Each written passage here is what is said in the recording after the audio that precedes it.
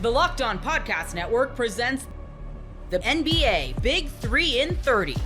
The 3 biggest stories in the NBA from our local experts at the Locked On Podcast Network.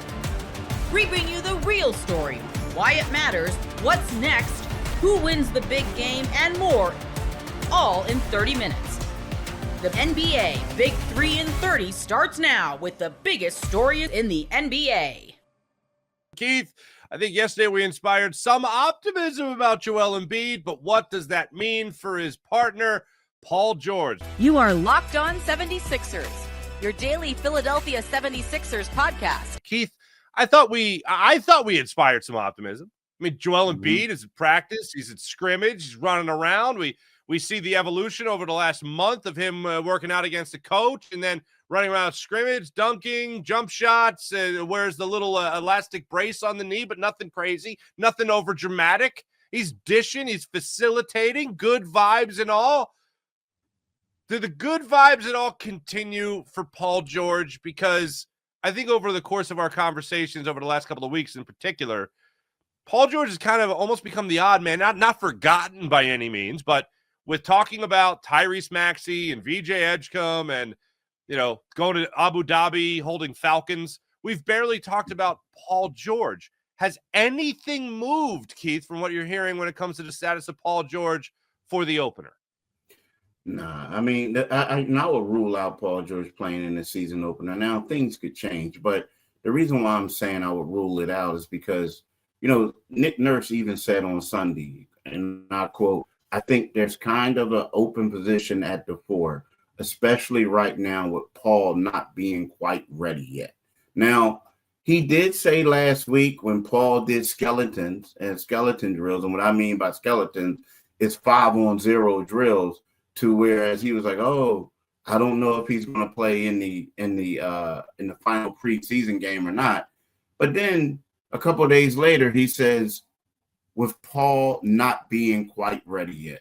So when you look at it, today is the 14th of October. The season opener is the 22nd of October, which is 8 days away. As of Tuesday morning, Paul has not participated in any practices, talking about scrimmaging. And I just feel like it's one of those things you want to get him out there, several days of practice to see what he can do before he comes back. So with that being said, and the fact that they got Adem Bona and Joel Embiid playing Twin Towers, so to speak, as a way to help alleviate his absence, I don't see Paul coming back, man. I don't see him coming back this early. Put it okay. This early. All right, so let's jump to another, I guess you could call it extreme, but I know a lot of Sixers fans are haunted by the idea of, he's not there yet. He's not quite ready yet. And that doesn't mean quite. When I hear quite ready, not quite ready yet, Keith, I think, all right, not the opener, but maybe the following week. But with the Sixers, it's like he's not quite ready yet, and then we see him play for the first time in February. Do you see this as being something that's going to linger with Paul George, or do you think he's going to play in the first couple of weeks of the season? I can see him playing in the first couple. I wouldn't be surprised, and again, I wouldn't be surprised if the first 4 or 5 games Paul George doesn't play. You know what I mean? Maybe he'll come back in early November or something like that. Again, they're not saying anything, which in itself is a little disappointing. And I understand why they're not saying anything, because if we give him a timeline, and let's just say if he doesn't reach it, then all of a sudden people are like, oh my gosh, look at Paul George. They got him and he's injured, right? But but we're talking about the first 2 weeks where, the first 5 games, they play on the 22nd, they play home on the 25th and the 27th.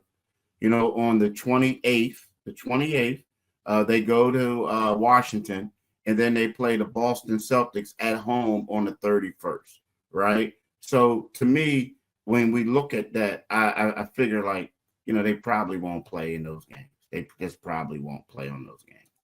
All right. Now, yesterday we talked about Joel Embiid potentially playing Friday against the Magic.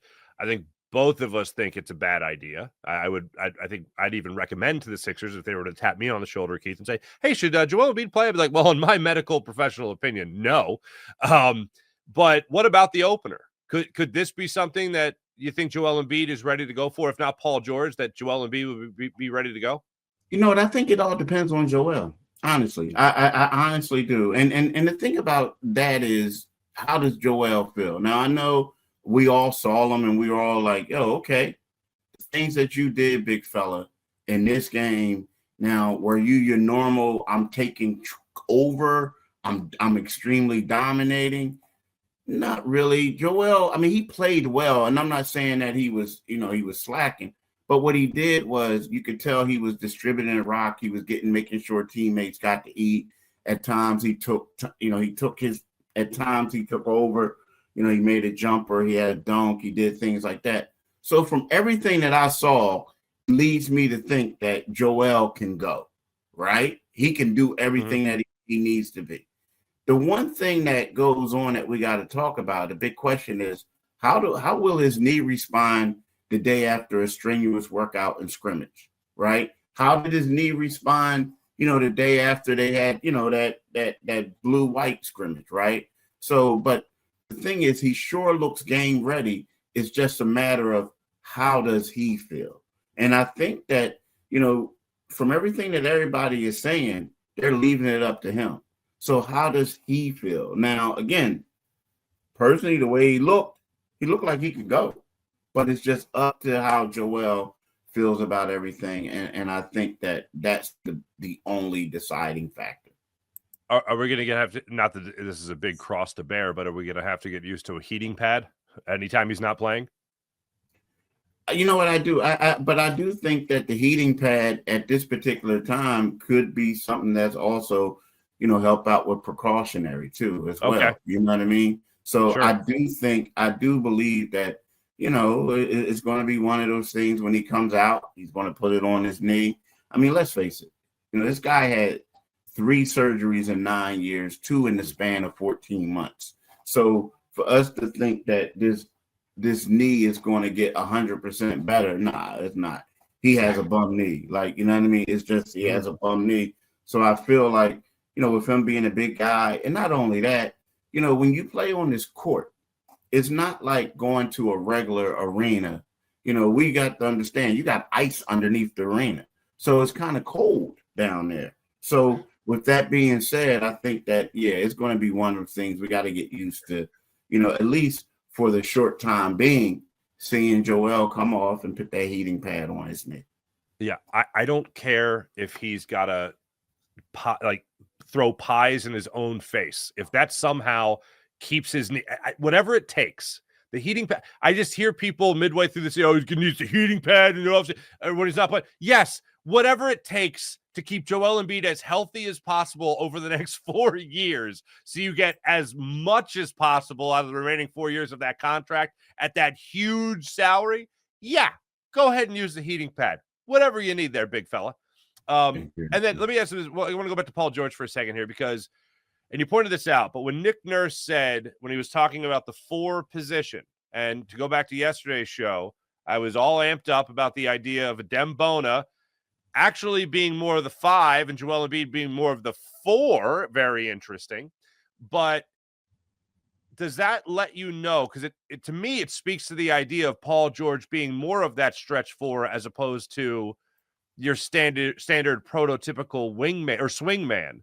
Or wingman. Yeah. That's kind of where it gets me thinking. If Nick Nurse is relating the 4 spot to Paul George, then that to me shows that he could be that facilitator, point forward type, and not so much the wingman that they talk so much about.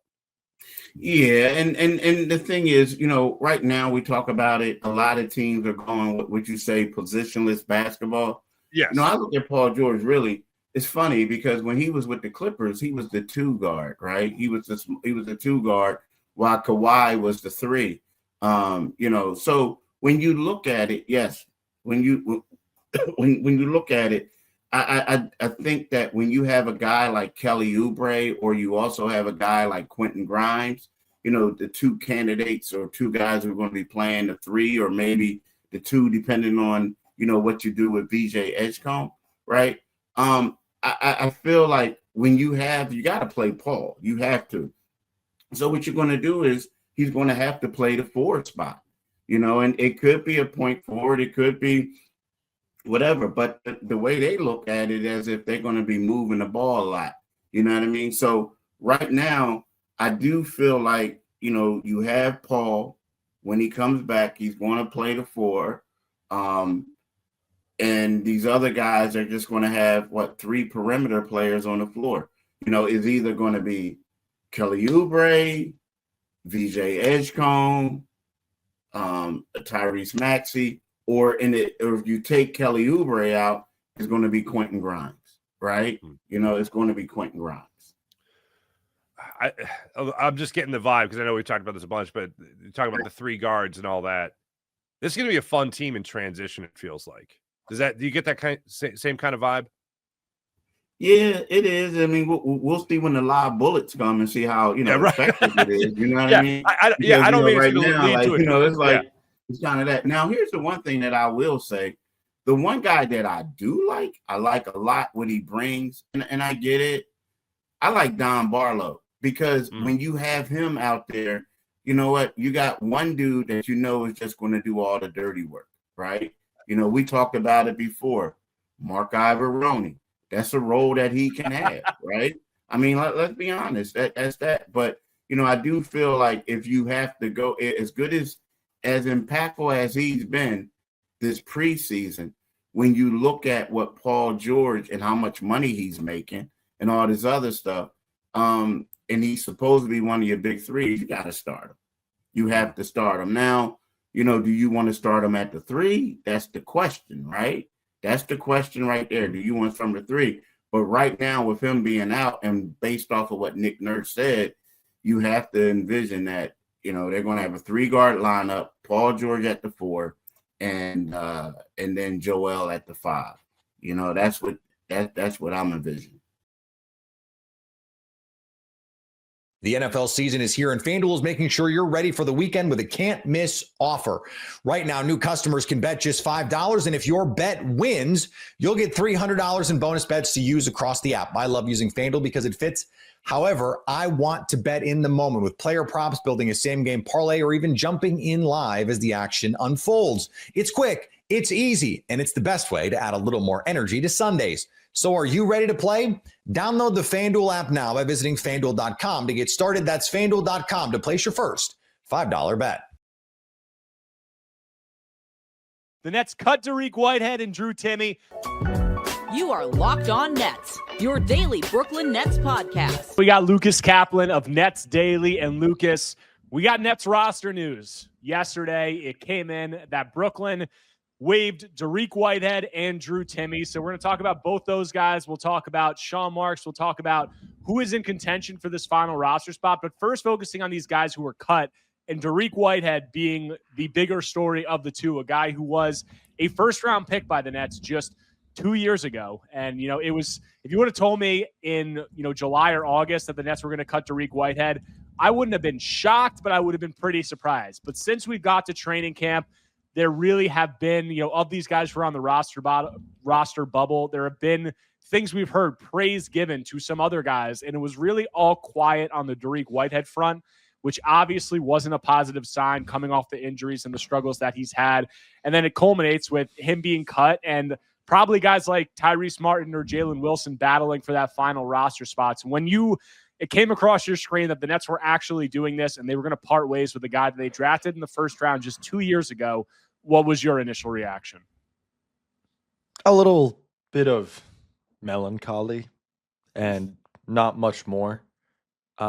Like you said, I don't think it's that surprising. I wrote something on him a little while ago on Nets Daily, and I kind of pointed out, even if you go through their social media presence through training camp, through Macau, you didn't see anything about Whitehead.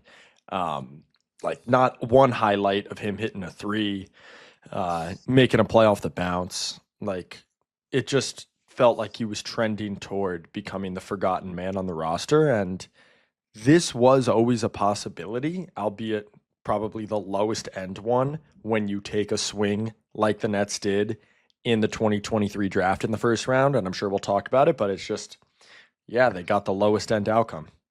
Yeah, and you look at what Derek did last season, and I got a chance to see him play in person in some G League games because I went to the G League showcase in Orlando, and you could probably just tell this if you looked at his numbers. But when I was watching those games were really ugly, first of all. And then when I'm watching Derek, it's just against G League competition, and nothing that he was doing was really standing out to me. And even amongst G League competition, just from an athleticism standpoint, he really just didn't look like he was standing out. And we saw him get up to the NBA, and he had the good, 3-point shooting games. But outside of that, like this, it was almost like Derek Whitehead was like similar to Noah Clowney from the sense of the shot profile. All he was doing was taking threes. And then if you asked him to go to the rim and, get to the rim, lay up, anything like that, it just wasn't happening. And obviously for Noah, that's not really an athleticism issue. It just has to do with some of his limitations as a ball handler. But for Derek, there just wasn't one skill really outside of the 3-point shooting that stood out. When you look that inferior athletically to some of these other guys, you're going to have a really hard time playing the wing. And it's unfortunate, but just coming off of those 3 lower leg surgeries that he had, the athleticism just looks zapped, and the Nets gave him a year to see if it would come back. And based on them making this move, it just didn't seem like it has. And it really didn't seem like that in the limited minutes that he played in the summer league, in the preseason games. Yeah, no. And even in the G League, like he was a career, I think in around like 46 career G League games, if I'm not mistaken. Career true shooting percentage of like 51. Even the 3-point shooting, which was a much bigger sample size in the G League than in the NBA, where, he cleared 40% and got really hot at times, was in the low 30s.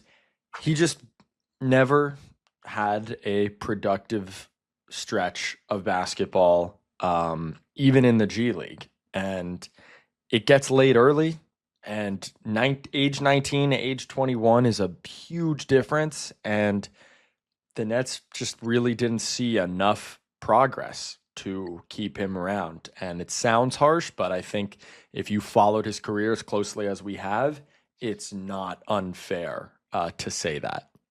Yeah, I wouldn't say it's unfair. I mean, Derek, obviously, he had the issues at Duke. He had a foot surgery, and then he came out, and, during his first season, he only played about 4 games, and then that was cut short by a shin surgery. So he had 3 lower leg surgeries in like a 2-year span, or even less than a 2-year span. And, he had last offseason to get healthy. He played the year, and then they had this offseason also to focus on his body. But this really would have been only his second healthy season. Are you at all surprised that the Nets didn't give him that 3rd season to see if anything physically came back and the skill set could round into form? Because this is a guy who in high school, I mean, that's a while ago at this point, he was a pretty dynamic athlete. And the Nets, they gave him 2 seasons, but are you surprised there wasn't any longer of a runway to see if that stuff could come back? No, not really, because, in this NBA, 2 years is a long time for a prospect to show something. And Derek wasn't this infallible prospect besides the health concerns, right? Like, even in his Duke tape, I guess you could go back to the high school stuff where obviously the athleticism was, a world of difference. But he did have concerns like, okay, when you get inside the arc and there's like a dynamic situation and multiple reads, like decision making, what does, going to the rim look like for you? So it's not that it was solely health, but obviously the lack of health didn't help his skill progression. And I get it, because it's almost, it seems like at this point, Derek's path to NBA relevancy is going to have to be an unconventional route. It's going to have to be overseas. It's going to have to be a different organization. And when you're looking at the Nets now with the 5 first-round rookies, many of whom are guard, wing types, again, positionless basketball, whatever. And even, guys that they may want to see, like, yeah, you can say Tyrese Martin's 26. They really like him, and I understand why they think he might blossom into a rotation player. Or Kobe Buffkin, who's the same age as Derek. Like, I would rather swing on Buffkin right now. I know he hasn't shown a ton, but it's just the bodies ahead of him start to stack up, and I really just didn't see a pathway to minutes for him on this team. And that is a result of the lack of health, but I don't think the Nets were in a position to just play him a ton this year, even though they're going to be bad. And then that's ultimately why I'm not surprised that the runway wasn't longer. Yeah, there were multiple things as we got further into training camp that it was just clear were not working in Derrick's favor. One of them was obviously that's brought 5 rookie first-round picks in, and obviously there are a lot of those guys were ball handlers and things along those lines. But even then, I had part of me that was like, the Nets took this guy in the first round 2 years ago. They're still in the early stages of a rebuild. I thought that his youth compared to, some of these other roster bubble guys, like if you look at Derrick, who's 21, compared to a guy like Tyrese Martin, who's 26, 27. I thought that 5 years of difference could keep Derrick around, or even a guy like Jalen Wilson, who's 3 or 4 years older than Derrick. But I think we've seen it in the preseason and everything we've heard in training camp. It was pretty clear that Tyrese and Jalen were so far ahead of him in terms of what they were doing on the court that it would have been really hard for the Nets to justify keeping Derrick over guys like that. And then you also have the financial component of it. The Nets have to reach the salary floor, and by waiving Derrick's $3.3 million guaranteed salary, that still counts towards their books. And then they can keep one of these other non-guaranteed guys, which gets them up towards the salary floor. So there were multiple things working against Derrick, and it didn't. I mean, really... what was he going to show by Halloween, right? Because Halloween is the deadline for them to pick up the next year option on his contract to end his rookie contract. I mean, at some point, it's okay to leave a little bit to the imagination in terms of they've seen him for 2 years, training camp, all this stuff. Like, what would have happened in the next 3 weeks for them to change their mind about that option? Would it be all of a sudden an athleticism burst out of nowhere and like he gets way better in a week? Are they really going to play him on opening night? So I think there's just not enough benefit there to find a different way to get to the salary floor, which, as you mentioned, is another thing here. It's like, yeah, we know what it is at this point. Let's get to the salary floor. And I you can say he's 26, he's 21, Tyrese is 26, but at some point it does help to foster this culture of like just keeping the better basketball players around and competitiveness and rewarding Tyrese for what he's done. Yeah, that stuff matters. And, I think that it would have seemed kind of hypocritical for the Nets in the eyes of a lot of players to keep Derrick, over some of these other guys who have clearly shown more. But also, there was the draft, component of it and the prior standing and pedigree of the guy in regards to the organization that could have played a role here. It ultimately didn't. But to some fans, this seems to be a referendum on Sean Marks' drafting or a demerit. And it might be a demerit, but I don't think that it's a referendum. Most people can't name all their financial accounts or even what they're worth, whether it's a 401k or properties or investments. And when you don't have the full picture, you can end up leaving money on the table. That's why there is Monarch Money. It's an all-in-one personal finance tool that brings your entire financial life together in one clean, easy-to-use interface on your laptop or your phone. Monarch does the heavy lifting for you. You can link all your accounts in minutes, see clear data visuals, get smart categorization of your spending, and finally feel in control of your money without ever touching a spreadsheet. I linked all my accounts to Monarch and immediately spotted a few subscriptions I wasn't even using. Canceling those all can save you money every month. Don't let financial opportunities slip through the cracks. Use code LOCKEDONNFL at monarchmoney.com in your browser for half off your first year. That's 50% off your first year at monarchmoney.com with code LOCKEDONNFL. I'm starting to see a lot of people say, Ja Morant isn't playing, Jaren Jackson isn't playing. How can we learn anything about this team? You are Locked On Grizzlies, your daily Memphis Grizzlies podcast. We're going to talk about the star players a little bit. We're going to talk about Ja. We're going to talk about Jaren. Going to talk a little bit about what I'm hearing on the injury front with those two, but we're mostly going to get into the Grizzlies. What this team looks like right now, what we've learned about this team. We've talked about this from different degrees, right? But what I want to talk about is specifically what this team is missing from Ja Morant, from Jaren Jackson Jr., and what's working, because there is something. And I want to say that for the third segment, but there is something that we've really learned about this team that I feel good about a certain area. There's some things we're going to talk about in the first 2 segments that I don't really feel good about, but there is something that I've been noticing. It's like, man, when they get John Jaren back and they can add it to that, it could be really good. But again, it all goes back to the way this roster has kind of gotten structured, with the fact that, you go out and get these defensive minded wings and these guys who could shoot and things like that. And you want to put them around John Moran, around Jaren Jackson Jr.